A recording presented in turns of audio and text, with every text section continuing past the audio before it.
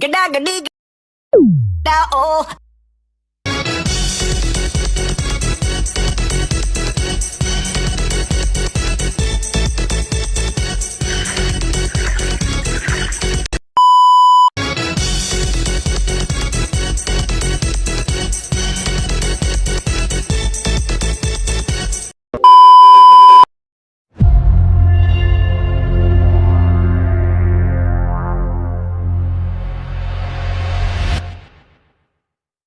Perkenalkan, nama saya Firnanda Nur Faraditri dengan NIM 64241579. Di sini saya akan menjelaskan tentang menyusun anggaran penjualan perusahaan studi kasus PT Astra International Tbk.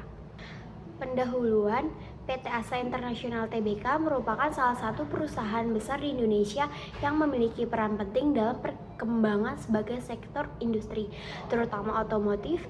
Sejak berdiri pada tahun 1957, Astra telah tumbuh menjadi perusahaan multinasional dengan jaringan bisnis yang luas meliputi otomotif, jasa keuangan, agribisnis, alat berat, logistik, dan teknologi informasi. Pengertian anggaran penjualan. Anggaran penjualan adalah rencana tertulis yang berisi perkiraan penjualan barang atau jasa dalam periode tertentu, baik dari segi jumlah, unit, maupun nilai rupiah. Anggaran ini biasanya dibuat berdasarkan data penjualan sebelumnya. Contoh singkatnya itu adalah sebuah perusahaan membuat anggaran penjualan tahun 2025 dengan target penjualan 10.000 unit produk senilai 2 miliar keuangan, dan di industri dalam menyusun rencana kerja masing-masing. Rumusan masalah. 1. PT Astra International Tbk menghadapi tantangan dalam meningkatkan pasang pasar di tengah persaingan industri otomotif yang ketat. Kedua, efisien dan efektivitas. Profesional perusahaan perlu diperkuat untuk menjadi profitabilitas dan menekan biaya. Ketiga, kepuasan serta loyalitas pelanggan masih perlu ditingkatkan melalui pelayanan yang berkualitas. 4.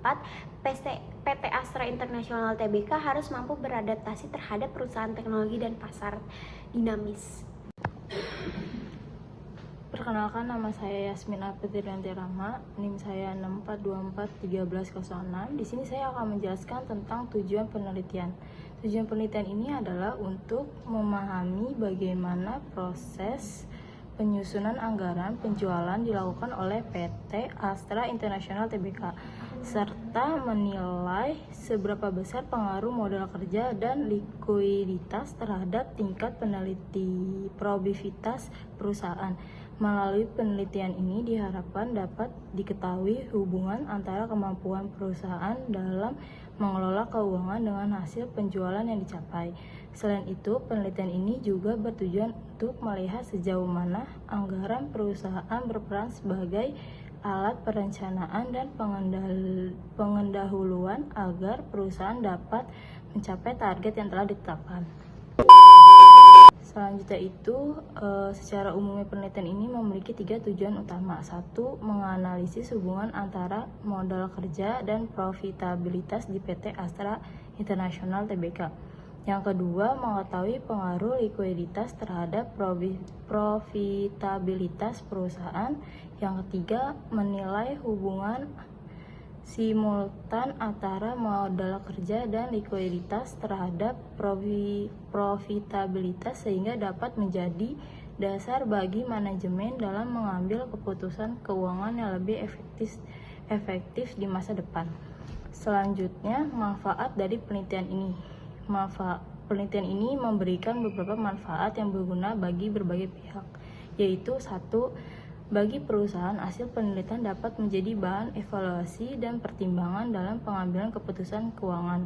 Yang kedua, bagi akademisi dan mahasiswa menambah wawasan tentang pentingnya penyusunan anggaran penjualan dalam bisnis yang nyata. Yang ketiga, penulis atau peneliti menjadi pengalaman belajar langsung dalam menganalisis data keuangan dan memahami bagaimana penerapan teori manajemen dalam praktek perusahaan besar seperti Astra. Selanjutnya itu metode penelitian. Penelitian ini menggunakan metode kuantitatif dengan pendekatan deskriptif atau senselatif, artinya itu penelitian ini berfokus pada data, angka, dan hubungan antar variabel yang dapat diukur secara statistik.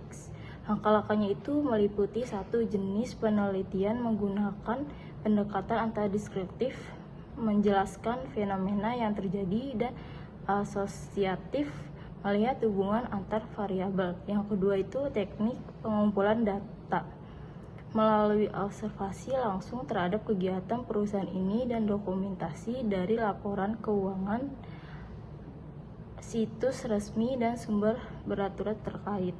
Yang ketiga itu sumber data. Data laporan keuangan PT Astra International Tbk periode 2016 sampai 2020. Dan selanjutnya analisis data, penggunaan data bantu area versi 1,5 untuk menguji dukungan antar variabel melalui tanggal dalam lakukan itu.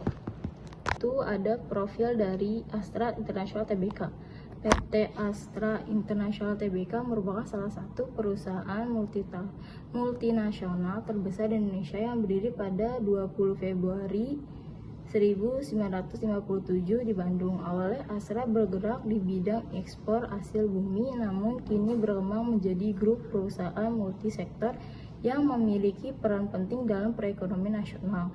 Profil singkatnya itu, nama perusahaan itu PT Astra International Tbk, kode sahamnya itu ASII, dan kantor pusatnya itu Menara Astra LL 58-62 Jalan Jenderal Sudirman itu Jakarta.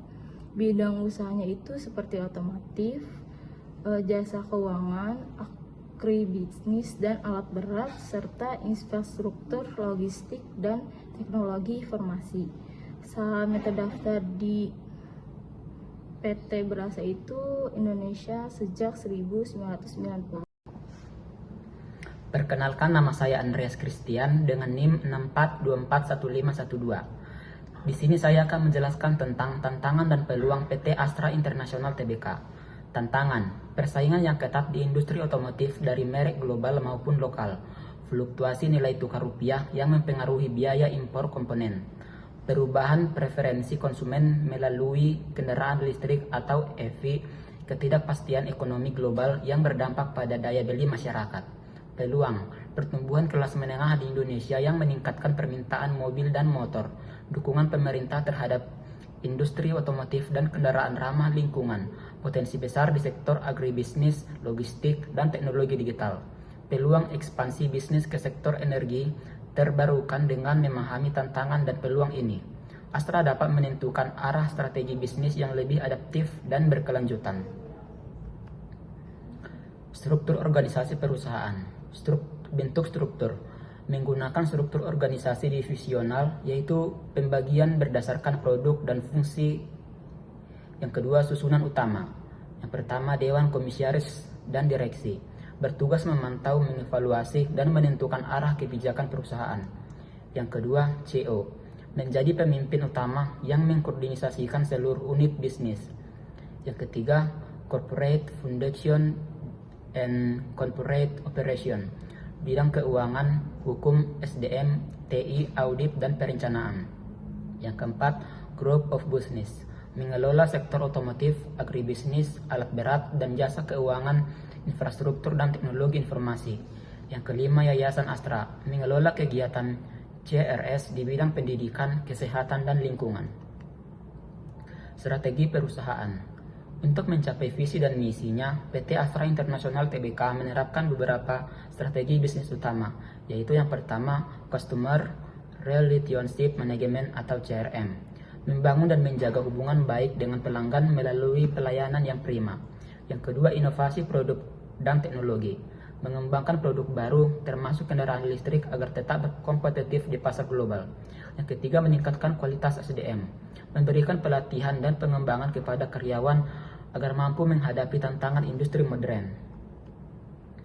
Yang keempat, perluasan jaringan distribusi, membuka cabang dan memperkuat jaringan pemasaran di berbagai wilayah Indonesia. Yang kelima, penerapan prinsip ESG atau Environmental, Social, dan Government, menjalankan bisnis yang berkelanjutan dengan memperhatikan lingkungan, tanggung jawab sosial, dan tata kelola perusahaan yang baik. Kegiatan dan produk Astra. Bidang usaha utama PT Astra Internasional yang pertama otomotif, produksi dan distribusi mobil, yaitu Toyota, Daihatsu, Isuzu, Lexus, BMW, Peugeot, dan motor Honda. Jasa keuangan, yaitu pembayaran konsumen melalui ACC, Figroup, asuransi, dan perbankan. Yang ketiga, agrobisnis, budidaya dan pengelolaan kelapa sawit menjadi produk seperti olein dan strain. Yang keempat, alat berat dan energi, menyediakan alat berat, layanan pertambangan dan proyek energi. Yang kelima, infrastruktur dan logistik, solusi transportasi dan manajemen logistik. Yang keenam, teknologi informasi, pengembangan sistem digital untuk mendukung bisnis Astra Group. Perkenalkan, nama saya Gagisala Tera Kusuma dengan NIM 64241687. Di sini saya akan menjelaskan tentang anggaran penjualan dan tujuannya. Anggaran penjualan adalah rencana jumlah dan nilai penjualan yang akan dicapai dalam periode tertentu pada PT Astra Internasional Tbk. Anggaran penjualan disusun secara fleksibel dan strategis, mengikuti kondisi pasar pada tiap divisi bisnis dan juga membantu Astra dalam memantau performa penjualan dan menyesuaikan strategi jika terjadi perubahan besar. Tujuan utamanya adalah menjaga kestabilan pendapatan dan menyeimbangkan antara target dan kemampuan produksi. Contohnya yaitu pada tahun 2024, pendapatan Astra mencapai 162,21 miliar Hong Kong dolar, sedikit menurun dibandingkan 2023, namun tetap menunjukkan stabilitas operasional. Selanjutnya, studi kasus penjualan PT Astra Internasional Tbk.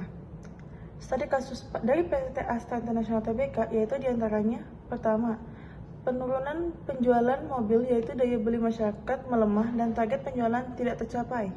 Kedua, fluktuasi nilai tukar yaitu biaya impor meningkat dan margin keuntungannya menurun. Ketiga, munculnya kompetitor baru atau EV, yaitu persaingan dari mobil listrik impor membuat Astra harus berinovasi. Keempat, isu sosial dari lingkungan yaitu sengketa lahan di sekitar sektor agribisnis mempengaruhi citra perusahaan. Dampaknya dari studi kasusnya yaitu menyadarkan pentingnya penyusunan anggaran yang realistis dan adaptif. Astra yang mulai fokus pada inovasi dan diversifikasi bisnis. Selanjutnya, pembuatan rencana anggaran biaya RAB. Tahapan pembuatan RAB di Astra diantaranya adalah: yang pertama, pengumpulan data, menentukan kebutuhan proyek dan sumber daya. Yang kedua, perhitungan biaya, menghitung detail biaya material, tenaga kerja, dan alat. Ketiga, menyusun draft RAB, menyatukan seluruh komponen dalam dokumen anggaran. Yang keempat adalah review dan persetujuan, melakukan evaluasi bersama antara dengan tim manajemen. Kelima, pelaksanaan dan pengawasan, memastikan realisasi sesuai dengan anggaran. Lalu contoh penerapan RAB pada Astra Internasional. Salah satunya adalah dengan kegiatan kolaborasi Astra Internasional dengan PLN, yaitu adalah terciptanya SPKLU dan PLTS Atap berdasarkan pada sumber laporan tahun 2023. Dan dengan adanya kegiatan ini bertujuan dalam mendukung transisi energi bersih secara nasional untuk membangun stasiun pengisian kendaraan listrik umum atau SPKLU dan instalasi PLTS Atap di fasilitas Astra Group. Dijelaskan pada uraian kegiatan pertama, dilakukanlah survei dan perizinan lokasi dari PLN dan Astra yang bervolumenya 5. Harga satuannya adalah 10 juta, jadi jumlahnya adalah 50 juta. Lalu yang kedua, ada pengadaan unit SPKLU atau fast charging yang berunit 5, satuannya adalah unit. Harga satuannya adalah 450 juta. Lalu jumlahnya jadi 2.250. Yang ketiga ada instalasi PLTS atap yang berjumlah 5 lokasi. Harga satuannya adalah 700 juta. Jadi jumlahnya adalah 3.500.000. Lalu yang keempat ada integrasi sistem monitoring digital yang berunit satu paket. Harga satuannya 250 juta. Jumlahnya adalah 250 juta. Yang kelima ada sosialisasi dan pelatihan teknis berjumlah 10 orang. Harga satuannya per orang adalah 3 juta. Jadi jumlahnya adalah 30 juta. Lalu yang terakhir ada manajemen proyek dan pelaporan berjumlah satu paket dengan harga satuan 12 juta. Lalu totalnya di 120 juta. Total estimasi biaya yang dikeluarkan oleh PT Astra International sebesar 6.200.000.000. Kesimpulannya, RAB Tahunan Astra International 2023 kolaborasi investasi antara PT Astra International dengan PLN yang didukung oleh dana ESG dan dekarbonisasi Astra 2030 Sustainability Aspiration. Saya Sarah Syahira, NIM saya 6414138. Di sini saya akan lanjutkan tentang kesimpulan. Jadi penyusunan anggaran penjualan berperan penting dalam mengontrol dan mengarahkan kinerja perusahaan. Astra harus mempertimbangkan faktor internal, modal, SDM, produksi, dan eksternal. Nah, itu ada pasar, nilai tukar, dan teknologi. Dengan perencanaan anggaran yang baik, Astra mampu menjaga kestabilan keuangan dan mempertahankan posisi pasar. Selanjutnya, ada saran. Yang pertama itu menggunakan metode analisis tren dan regresi dalam menyusun anggaran. Yang kedua ada integrasi data antar divisi untuk efisiensi perencanaan. Saya akan lanjutkan. Yang ketiga, lakukan riset pasar secara rutin. Yang keempat, kembangkan strategis inovatif di sektor kendaraan listrik dan digitalisasi. Yang kelima, ada evaluasi anggaran secara berkala untuk memastikan efektivitasnya.